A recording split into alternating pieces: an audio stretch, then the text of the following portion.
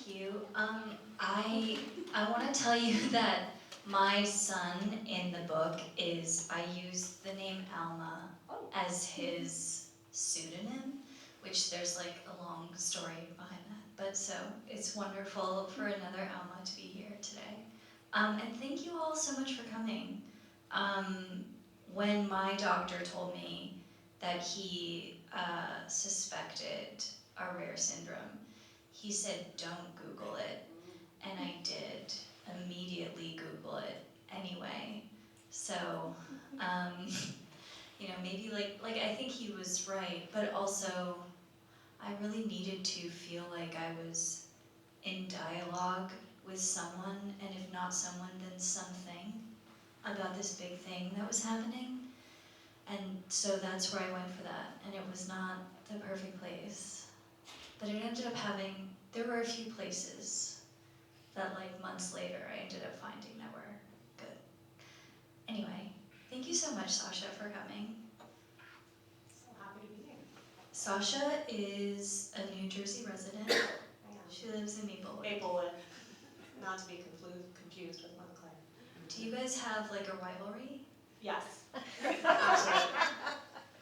Montclair is a little bit bigger and maybe a little more urbane, but Maplewood is, a small town, and people always mix us up, so we are, rivals.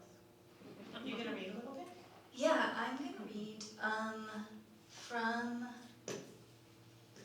the second chapter of my book, which is about all of the advertisers that started targeting me as soon as my phone realized that I was pregnant, which was immediately, and before I had told my husband.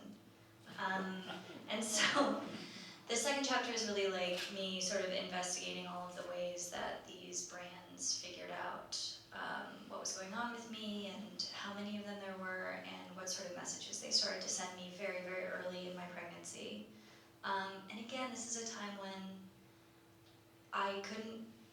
my husband was out of town and I wanted to tell him in person, and I wanted to tell him first, obviously.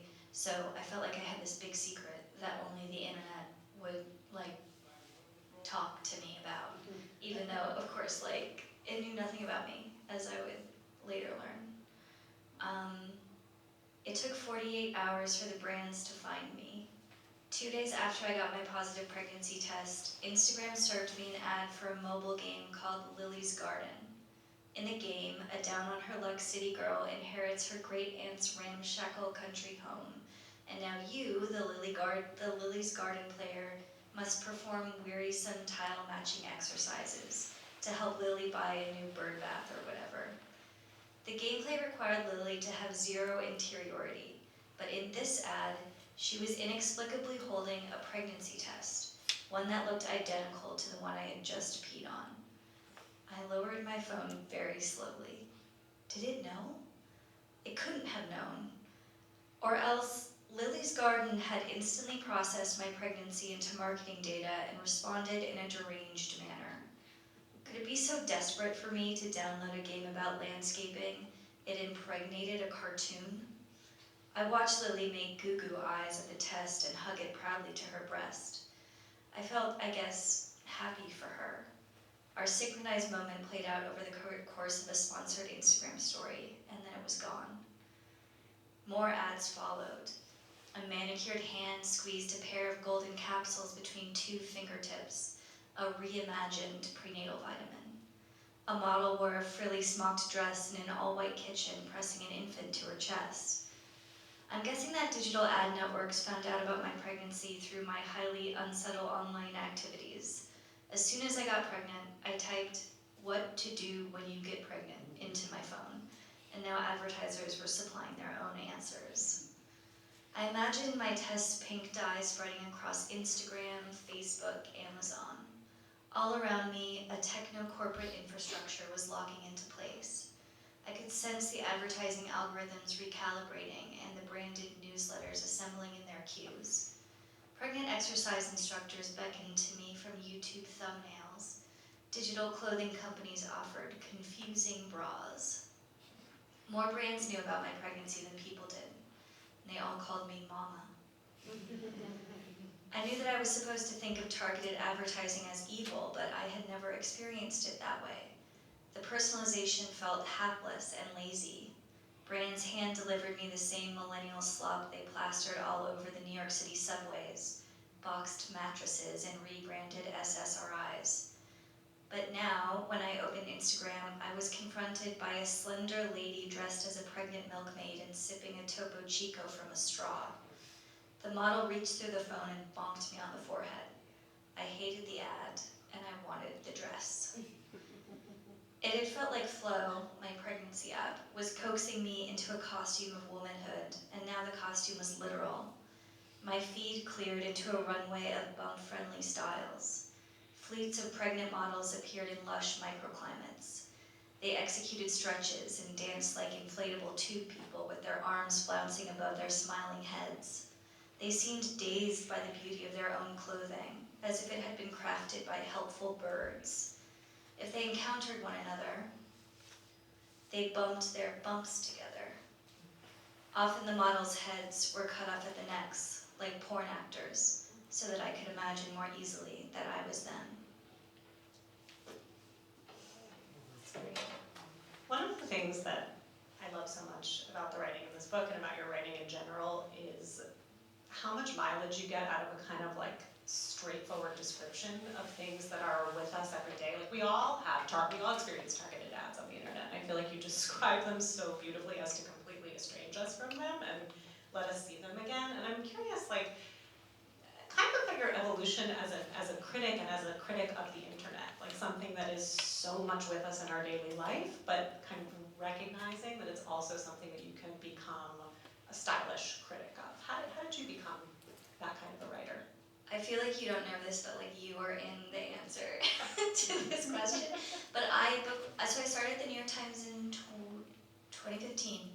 It was right like as Trump was like going down the escalator. That was like when I started at the newspaper, and so it's been like, you know, strange. yeah, strange Trump time. era, totally.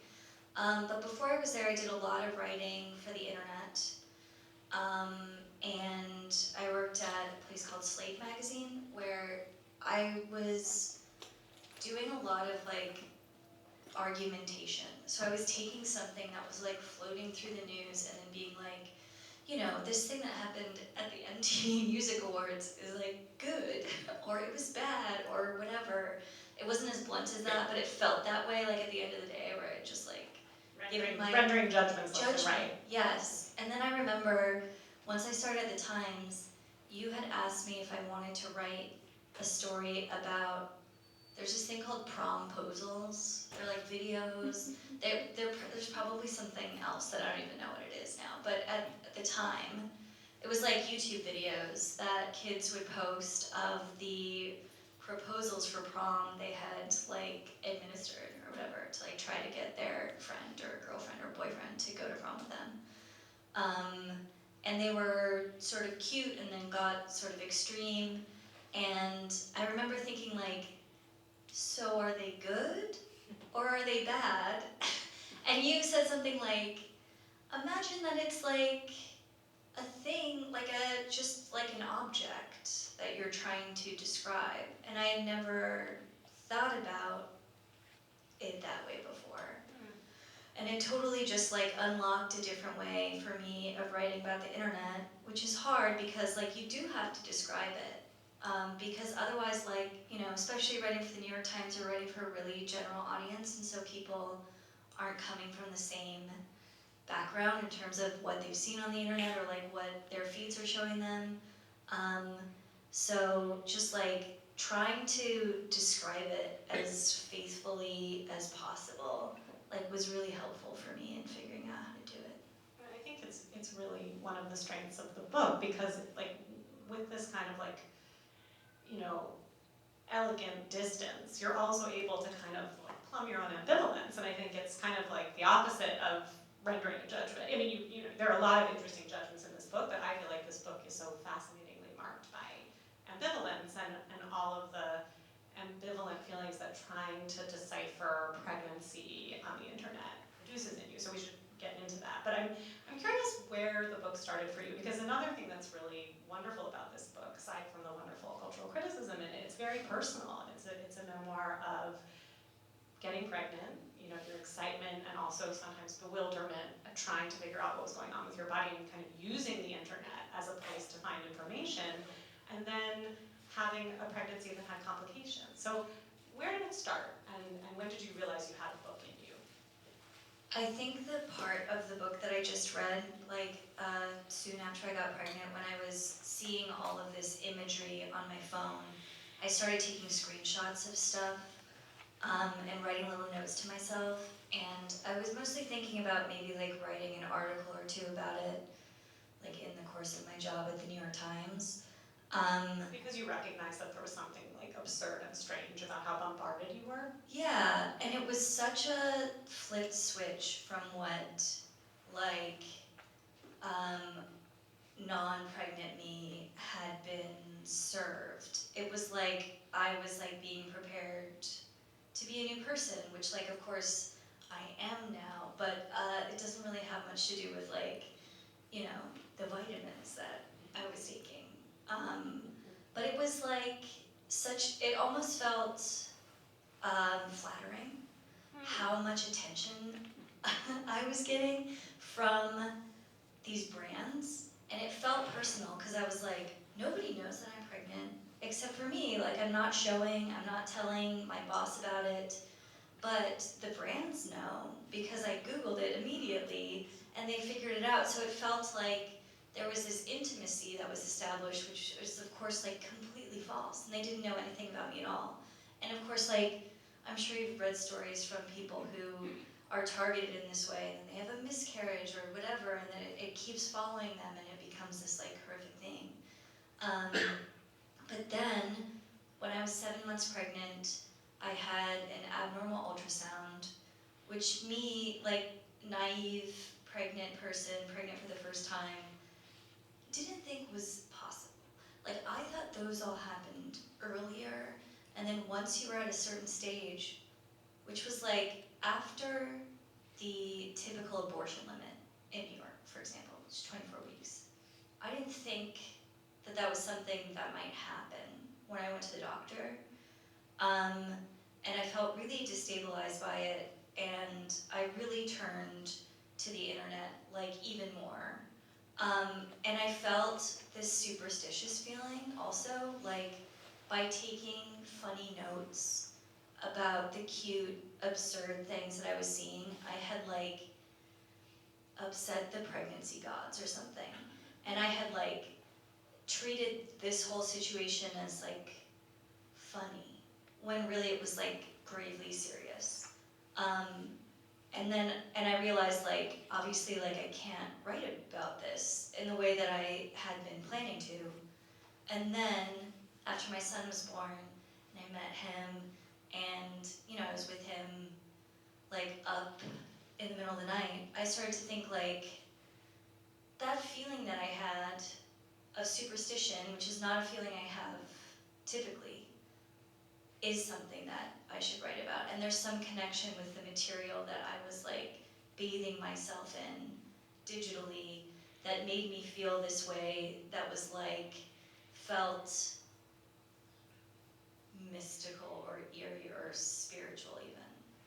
Well, you capture that so beautifully, how the internet becomes this kind of magnet for feeling, especially anxious feelings, but that the anxiety that draws you to it can then kind of plug you into communities of other people with their own kind of difficulties, prayers, wishes, fears, and there's this weird sense of connectedness. I mean, one really striking passage for me, you write really also with a lot of humor, but also, kind of criticism about fertility apps and their chirpy tone and how they're, really just creating data from us that they're then marketing to all kinds of brands, but, that they give you this feeling of control, and you're kind of obsessed with them and you're ambivalent about them. And then in this particular app that you use, which is Flow, you examine a whole bunch of them, but Flow is your mainstay. And then there's this kind of secret world of commenters that you get led into. And I mean, talk about that a little bit, some of the communities of other pregnant people that you encountered and felt kind of plugged into and moved by. Yeah, so I started using Flow just to track my period like many years ago, and I really liked it.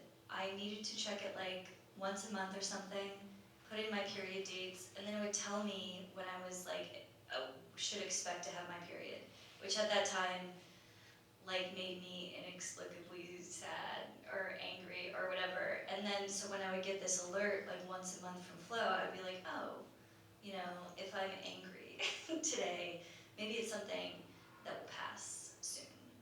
And so it was like a great app that I hardly had to even do anything to use.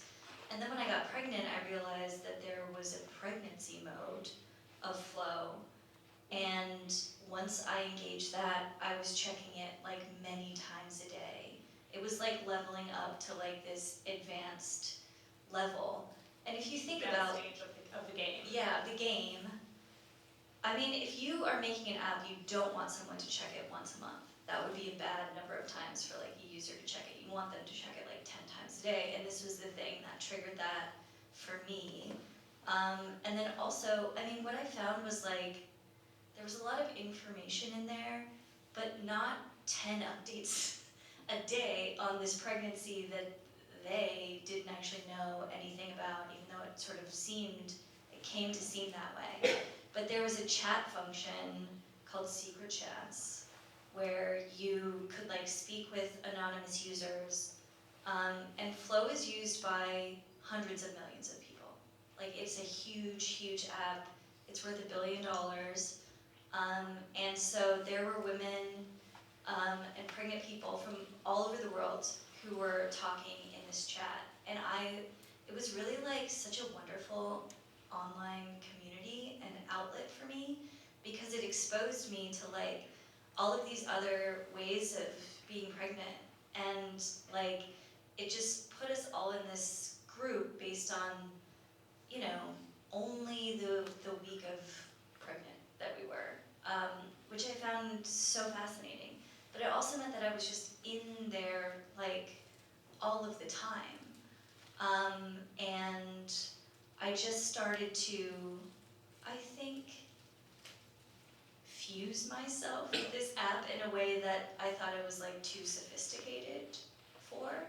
And then, you know, what I came to realize later was like, Flow is like any sort of quantified self app. It's about like taking your measurements and then like encouraging you to improve them in some way. And so for pregnancy, it was like, maybe you want to eat like this leafy green today or whatever. And typically like I wouldn't do those things. Like I sort of like, I have a husband who was like pregnant cooking husband who was like making like whatever he like had read that I was supposed to eat. And so I wasn't following the instructions of the app, but I was like taking notice of how many instructions there were. And then when my pregnancy had a complication, even though it was a random mutation, which like perhaps someday doctors or scientists will understand like an environmental cause for it or whatever. At this point, like nobody knows what causes this. It doesn't pop up in certain populations more than others. But I had gotten all of these instructions that sent this message to me that was like, good pregnant women pay close attention to being pregnant, they think about it all the time, they do all of these things. I must have like missed something, I must have done something wrong, and really like, because I couldn't figure out what the thing was that I had done wrong, I thought that there was just something wrong about me.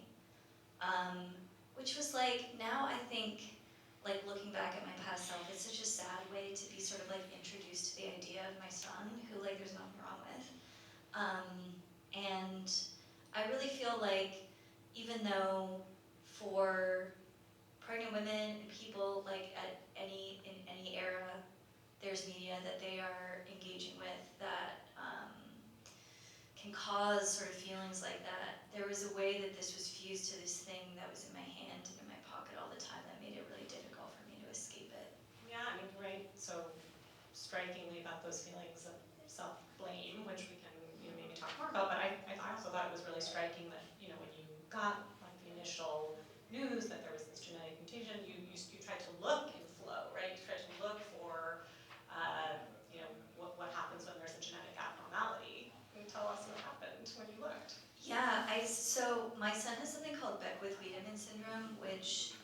this point, researchers think like 1 in 10,000 kids had, which at the time I thought was impossibly rare, and now I realize that in terms of like syndromes, it's not so rare, and there are like, of course, like thousands and thousands of children and adults like around the world who have this.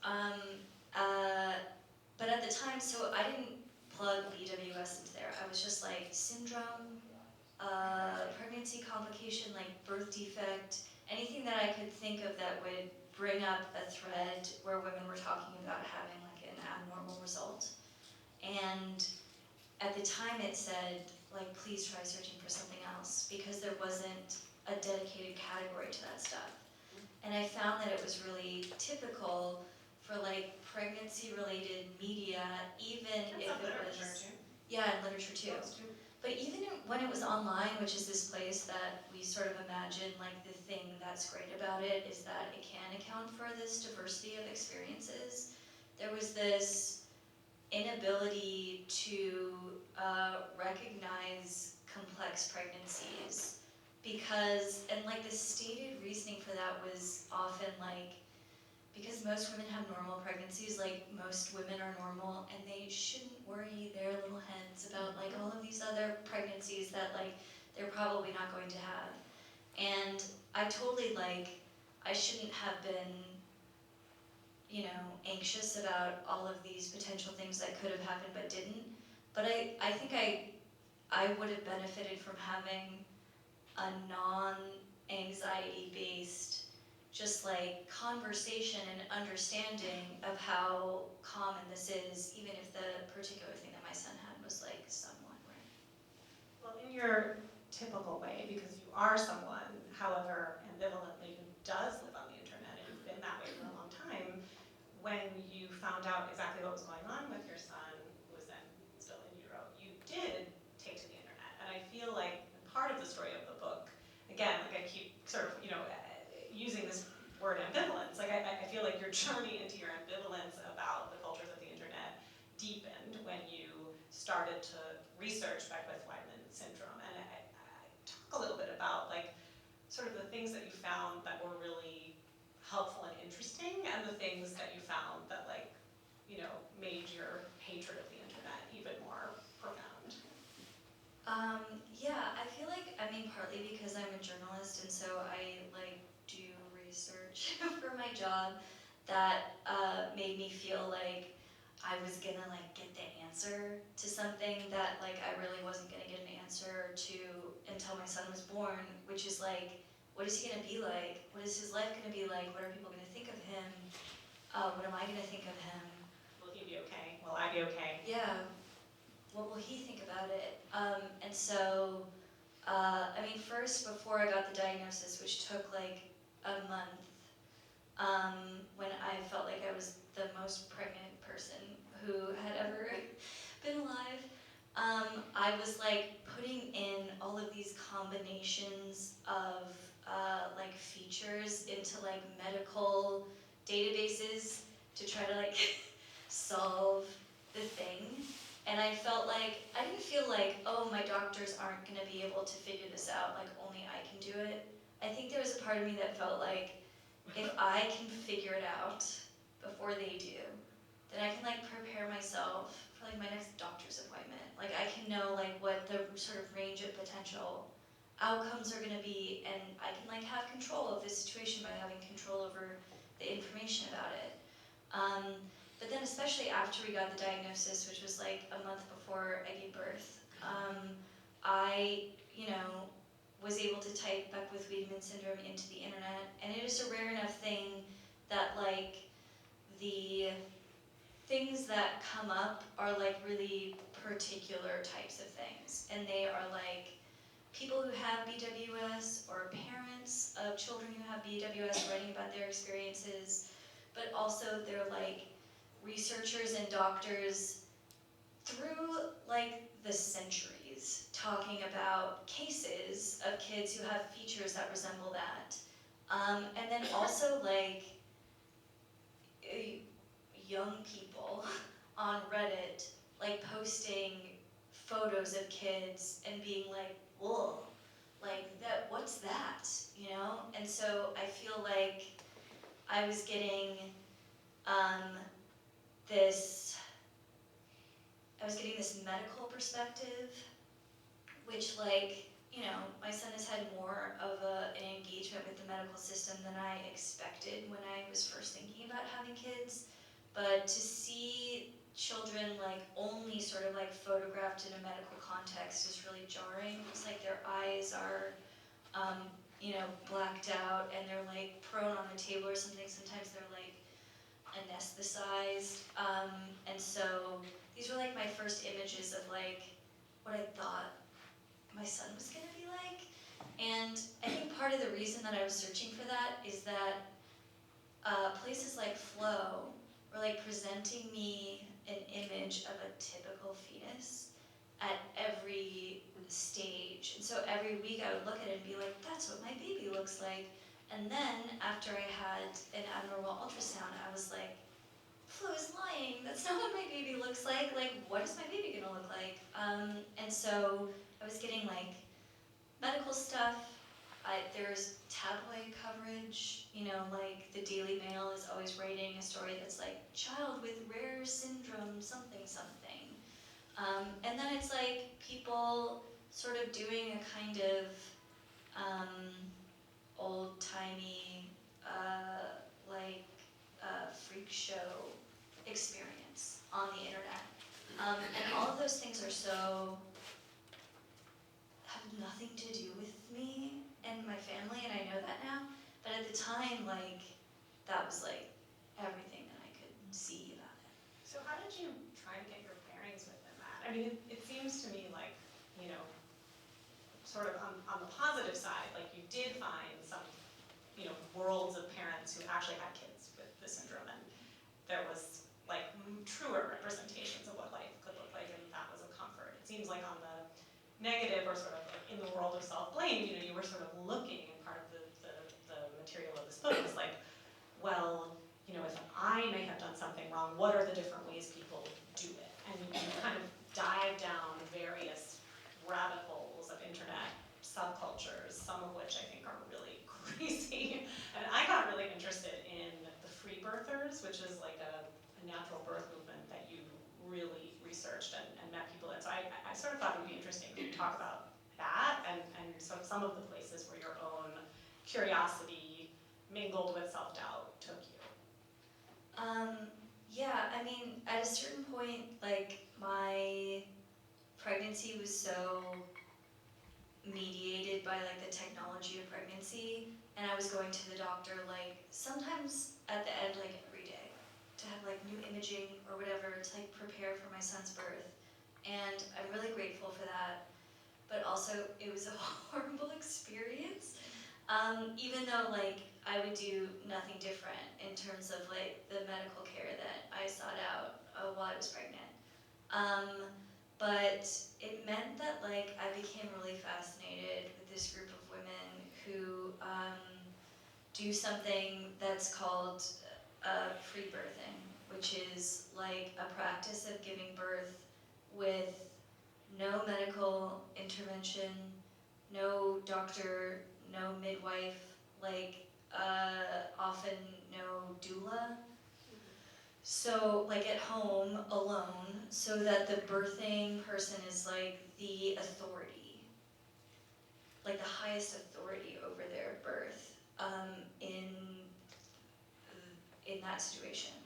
And I started to listen to this podcast where women were telling stories about doing this, and I think there was at first I had this smug superiority listening to them, where I was oh, I have to go to the doctor every day and I hate it, but at least I'm not doing something incredibly risky like this. And listening to these stories that were positioned as the completely non-medical, natural alternative, I think I just became fascinated in the difference between our situations, but then I also just became really fascinated by the similarities.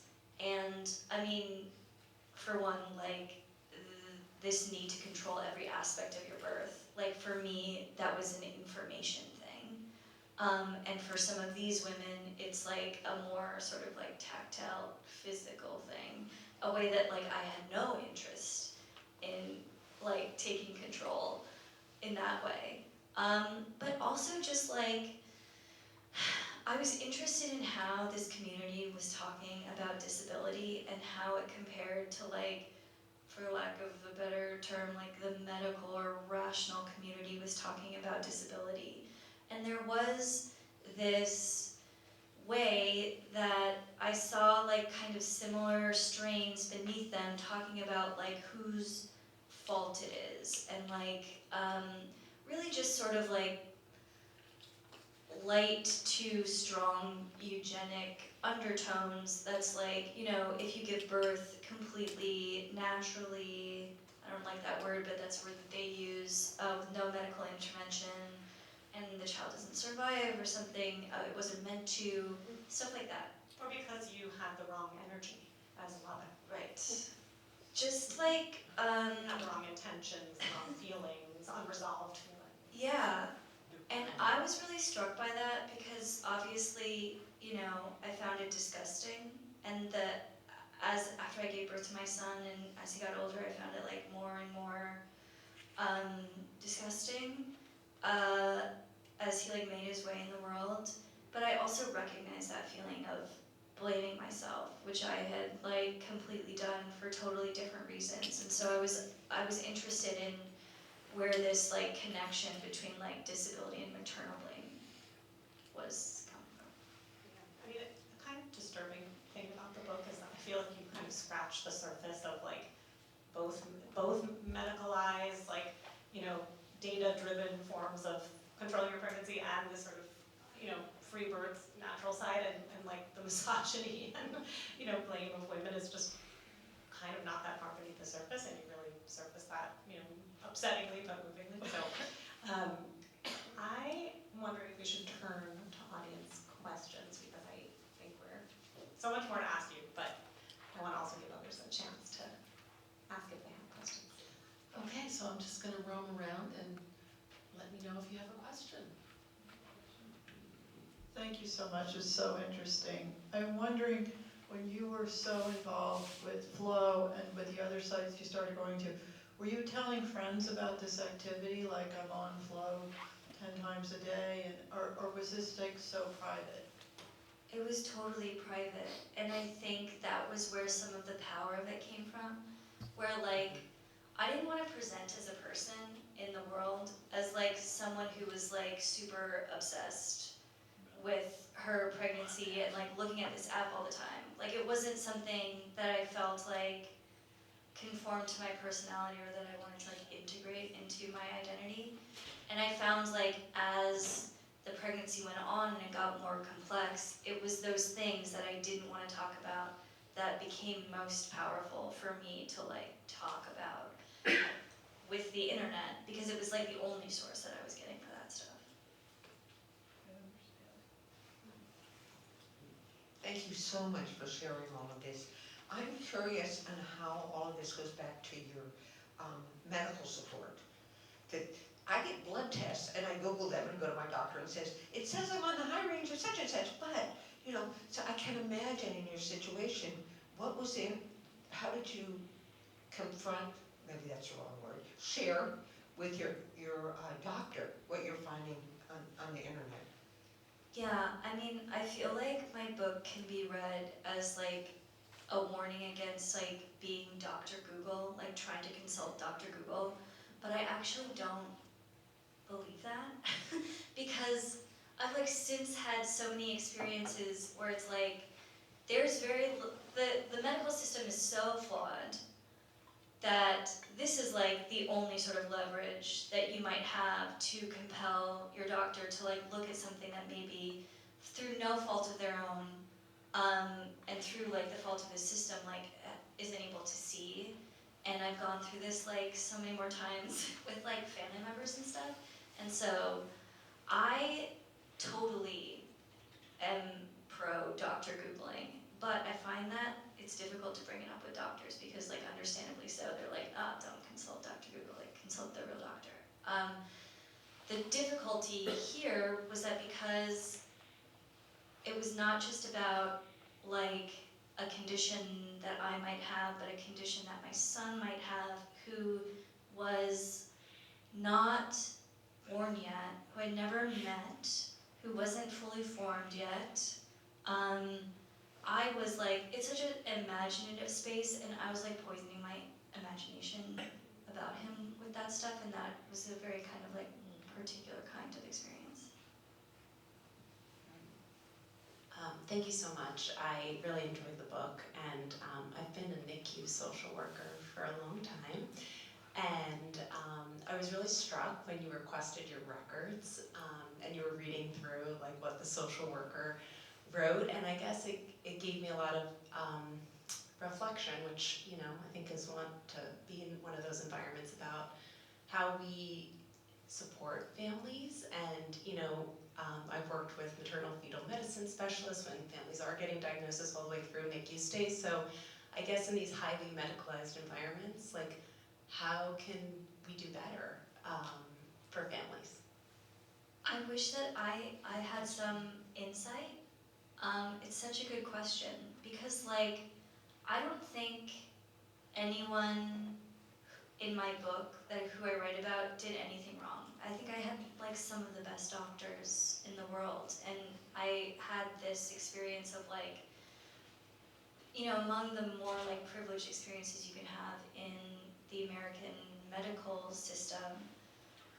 But I do think, you know, and like when people like bring this up with journalists, like it's kind of, it can grate on me when people make these same kinds of arguments, but it's like there are systemic factors at play that just influence everything, you know, and it influences the kinds of articles that I write, the kinds of articles that get published, and all of that stuff. And I'm still a person who's like trying my best, and I probably just can't see in some cases like exactly how that's happening. But I don't have any notes really for medical providers. I just think, and I have like, I've had such a fraught experience with doctors, like my son's doctors, because they have seen me on like the worst day of my son's life, like the worst day of my life. And I've not necessarily been like the kindest person to every doctor and so I feel like they know if they are saying anything that like annoyed me or whatever. But I wish I had an answer, and I just don't. Hi, good evening. I first want to say, honestly, we were invited by a friend, and walking in here, I wasn't sure if I was going to relate to the content, and you had me from the moment you started speaking. I can relate to, I have a teenage daughter, so I can relate to the teenager hooked to the internet. And, you know, I can relate to being pregnant. And at the time, you know, when I was pregnant with her, I was hooked on What to Expect, the book.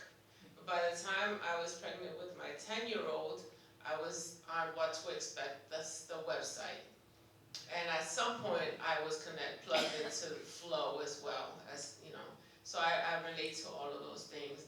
And I can only imagine how, you know, complex it is to try to manage like what already is like the biggest, like the biggest at the time that you're pregnant. And I think like life-changing, life-altering, like, natural thing that happens to us, right?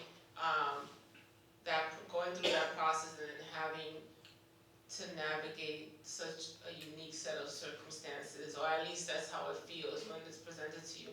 But I have a sister who learned at some point. She's old. She's quite a bit older than me, and she had a child with Down syndrome. When she learned through testing, through genetic testing, that she was pregnant with Down syndrome. She actually did the complete opposite and went into denial and didn't read and didn't prepare and didn't just prayed her way to birth. And then had her child and was like immobile, like completely didn't know what to do. And I'm not sure what to offer or what you can offer to a parent like that, but it's like, one extreme or the other. Like you run for Google, Dr. Google, to tell us and give us the answer how to prepare, or like just, like have faith that what happens, is the best outcome. So. Thank you so much for coming. I'm like so gratified that you came and asked a question. I feel like I experienced such anxiety during pregnancy that I like got over something. I had that experience earlier than some of my friends did after their kid was born, and they were like, what do I do? Like, how do I ensure their life and their health and all that stuff? And so I think for me it was gonna happen at some point. And there was just something, like I'm ultimately so grateful that my son was diagnosed when I was pregnant, which was kind of like a random thing to happen. Because it meant that I could give birth at a hospital that had a NICU where there were doctors who were prepared to treat my son immediately and knew all of the potential complications that can come along with BWS and be prepared for all of that. And that was wonderful.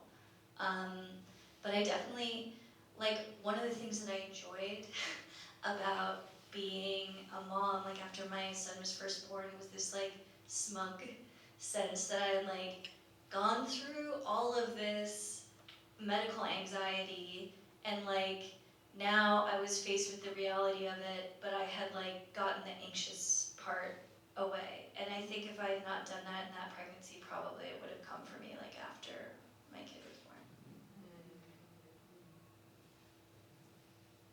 Thank you so much for sharing your story. It's such a personal and vulnerable place to be. And I wanted to comment on two things. You kind of touched on it, and I don't know if this is where you were going, but being pregnant and knowing that this was, hearing all of these things and seeing all these things on the internet and imagining that this is what your son was going to be like, it is, for many women, for many families, it is such a deterrent to bonding with your child. And I just want to acknowledge that, because it's when you have an infant and you're told, it's different from a lot of people who have a child who gets a diagnosis when they're 3 and they've already bonded with them, and so having an infant, it's a very different scenario for bonding. So going back, piggybacking on what you were saying, and I will be talking to you after this, I think that there are a lot of things that NICUs can do, one of which is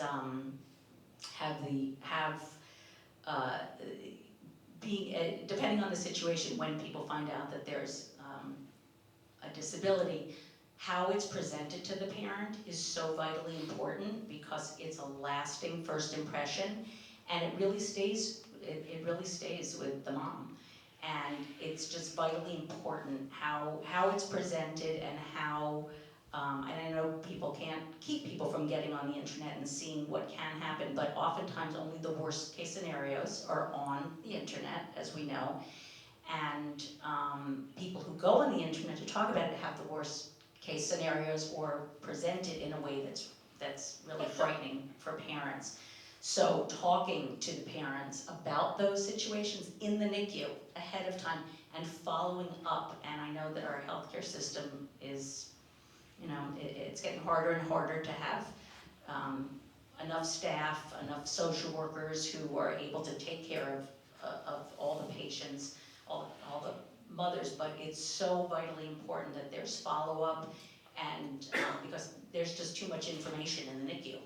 People aren't gonna retain that information, they're in shock, they're, you know, they're tired, they haven't slept, and it's just so important to have follow-up for a variety of reasons. So one of the things that our nonprofit does is, or we're planning to do a lot more of, is go into NICUs and talk with them about the experience on the other side, and with a little distance from the birth, to talk about the ways in which they can make it easier going forward for the parents. That's so amazing. Thank you so much, and thank you for coming.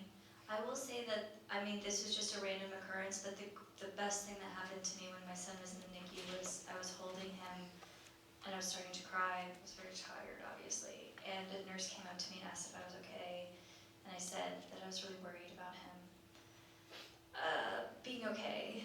And she said, my sister-in-law has BWS, and I was like, like a person has this? There was something about the way that I learned about it where it was so divorced from like a human context that even like the moment my son was born, I was like, oh my god, he's cute. Like the idea of being like surprised that like your human child is cute, like of course he was gonna be cute, you know? But it was only, he was only like a full human to me then.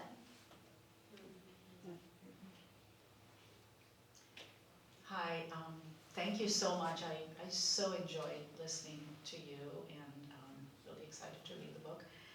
Found many intersections with my own work. I'm a researcher and scholar of ableism studies and disability studies, and particularly 100 years ago, my dissertation was on mothers' experiences of knowing either prenatally or shortly after birth that their child was would either have or has Down syndrome.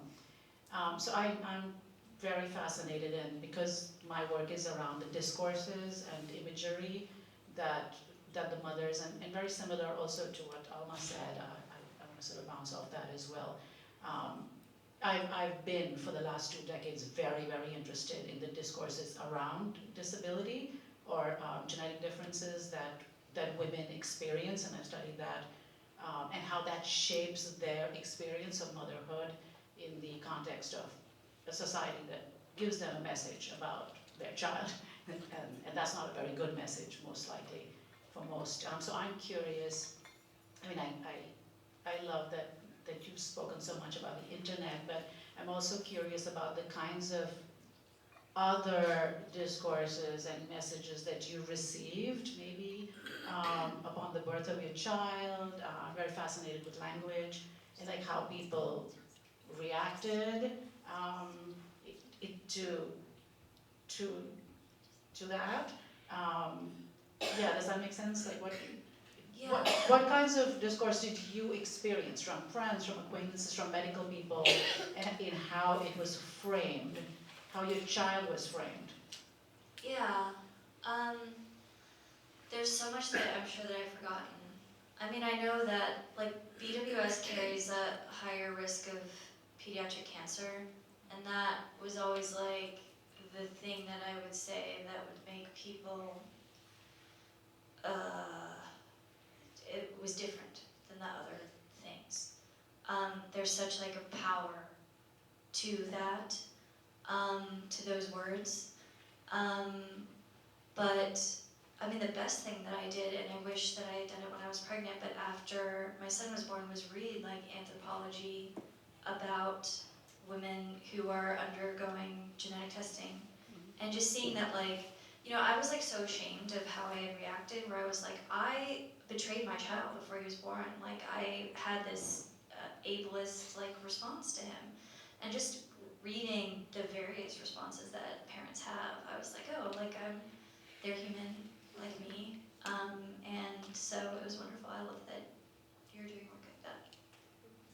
So I actually have a question, and I know because we chatted as you were coming here that you now have a second child, and so you went through pregnancy and birth, and I just wonder if going through more, let's say, ordinary or average pregnancy with your second son,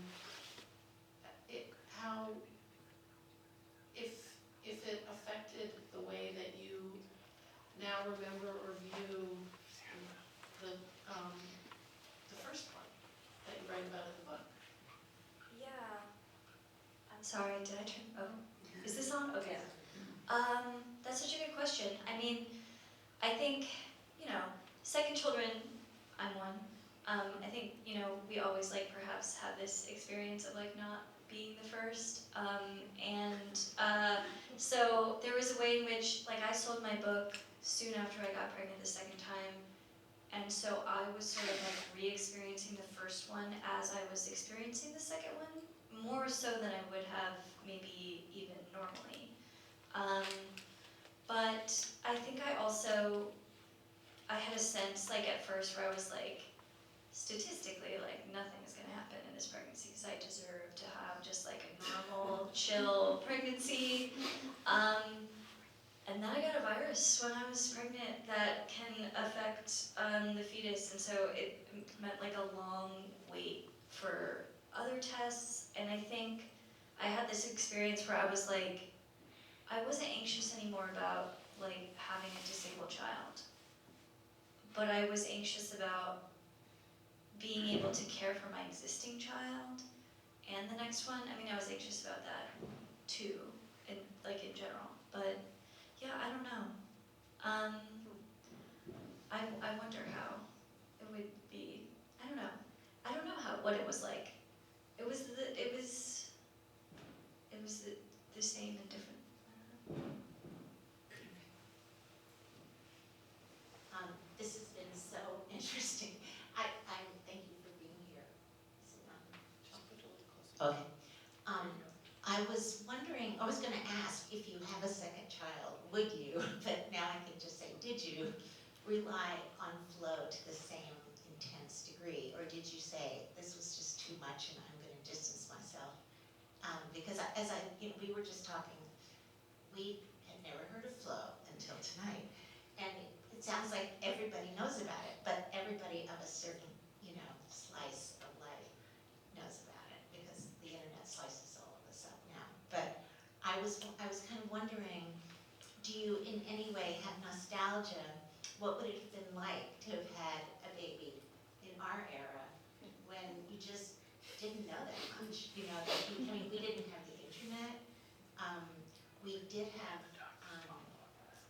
amnio, and we could find out things about our kids that way. But we were just in the dark, and we could read books at the library and find out things. But I'm just curious how you look at that experience and think, well, gee, that might have been really nice, or that would have been horrible. I just wonder, given that you have all these options now, how does this other time look to you? I feel like my use of flow the second time, I mean, part of it was like I was still using it because I was writing this book, and I was like, reminding myself what the interface was like. But all of the mystical parts were totally dispelled for me, where I was like, obviously that's not a picture of my baby in there, but it's helpful for me to know what week of pregnancy I'm in for like scheduling certain things, whatever.